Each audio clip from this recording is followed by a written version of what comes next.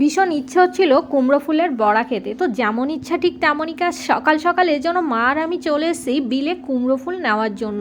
তো সকালবেলার দিকে যদি না আসি তাহলে কিন্তু এগুলো পাওয়া যাবে না, মানে অন্যরা এসে নিয়ে যাবে। এক কথায় বলা যায় আমাদের এখানে কুমড়ো ফুলের চাহিদাটা একটু বেশি।